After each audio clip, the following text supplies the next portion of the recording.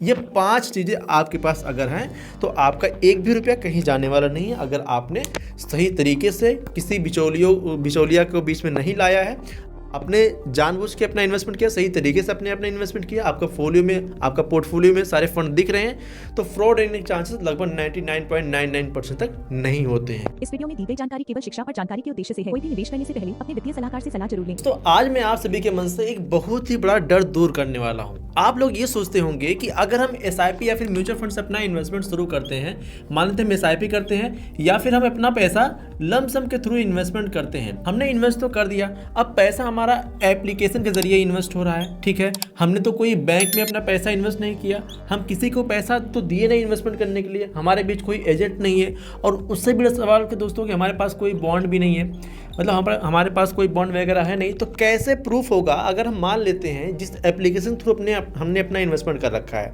अगर वो बीच में एप्लीकेशन ही बंद हो जाता है।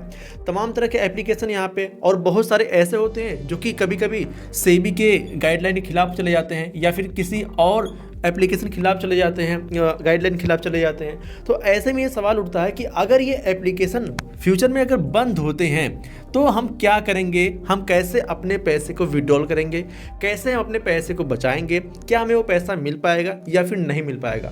बहुत सारे लोग हमारे पास इसका भी एग्जांपल देते हैं, जैसे सहारा इंडिया में बहुत सारे लोग थे जो कि अपना पैसा इन्वेस्ट किए थे। हमें लगता है कि गांव के हर एक व्यक्ति लोगों ने अपने पैसा वहाँ पे इन्वेस्ट किया था।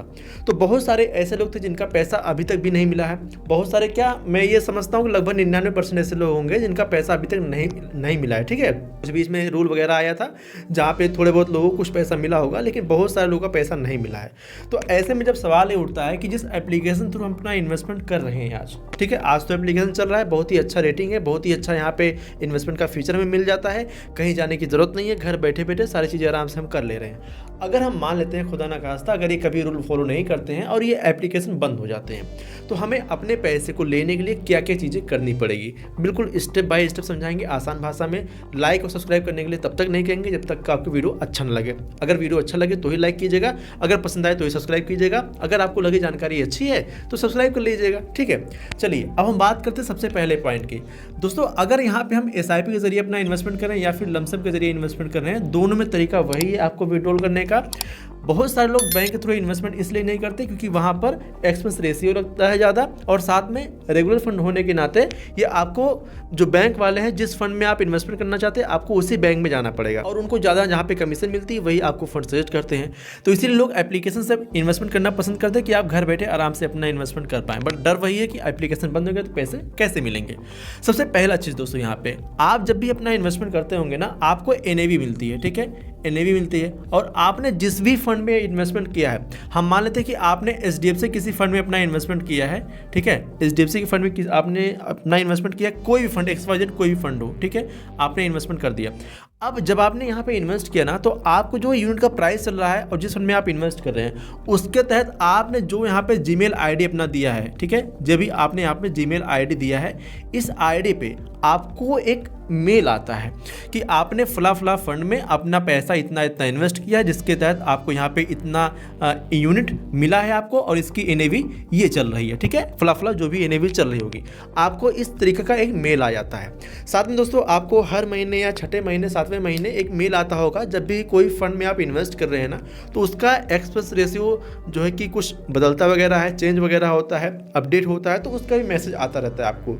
मतलब कुल मिला के यही है कि जो भी आपने ईमेल आईडी वहाँ पे दी हो वहाँ पे आपके लिए एक मैसेज आ जाता है, ठीक है। ये तो पहला चीज़ हो गया, आपके ईमेल आईडी पे मैसेज आता है। दूसरा चीज़ दोस्तों, अगर जिस भी एप्लीकेशन में आप इन्वेस्ट कर रहे हो ना, वहाँ पर आपको एक फोलियो नंबर मिलता है, ठीक है, फोलियो नंबर आपको मिलता है, ये लगभग 7-8 अंक का होता है, ठीक है, 7-8 नंबर का ये होता है। आपको फोलियो नंबर नोट करके रखना है। जैसे ये कुछ होता है, लगभग हम मान लेते हैं, एग्जाम्पल के लिए मान लेते हैं ये आपका फोलियो नंबर है, ऐसे आपको फोलियो नंबर दी जाता है, तो इस फोलियो नंबर को आपको नोट करके रखना है। दूसरी चीज़, आपने यहाँ तक कर लिया, आपने मेल को भी चेक कर लिया, अगर आपको फिर भी संतुष्टि नहीं मिल रही, हमें यहाँ से नहीं मिल पाएगा पैसा, एक चीज़ और है, आपको कैम्स की तरफ से, ठीक है, कैम्स की तरफ से आपको एक मेल आता है।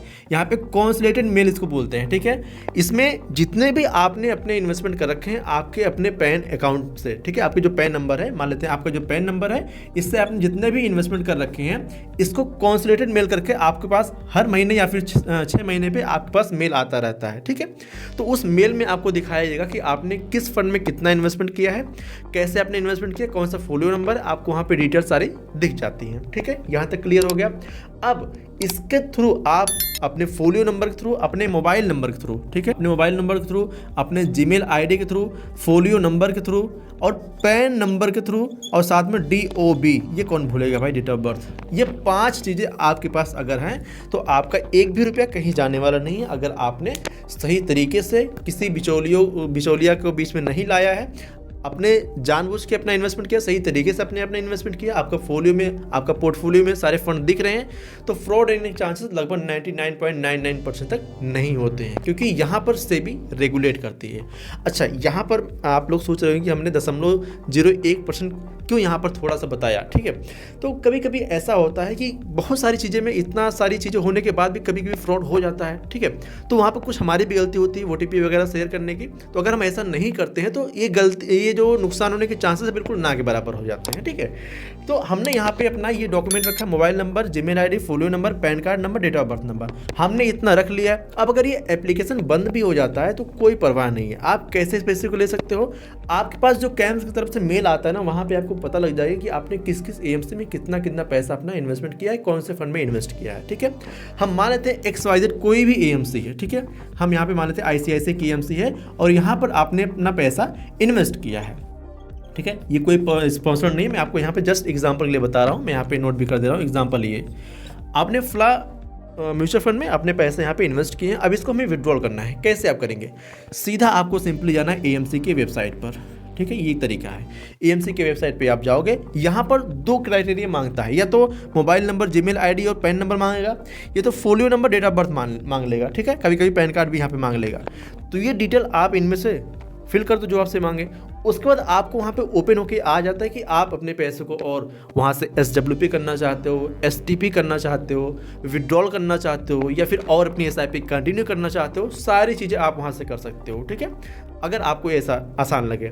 दूसरा एक तरीका यहाँ पे होता है, आप किसी भी और थर्ड पार्टी एप्लीकेशन, जैसे हम मान लेते हैं एग्जाम्पल के लिए, ये कोई रिकमेंडेशन नहीं है, कोई आपको सजेशन नहीं है, कोई इसको मैं बैड न्यूज़ नहीं फैला रहा हूँ। हम मान लेते हैं कोई XYZ, ठीक है, कोई XYZ यहाँ पे ऐप है, ठीक है।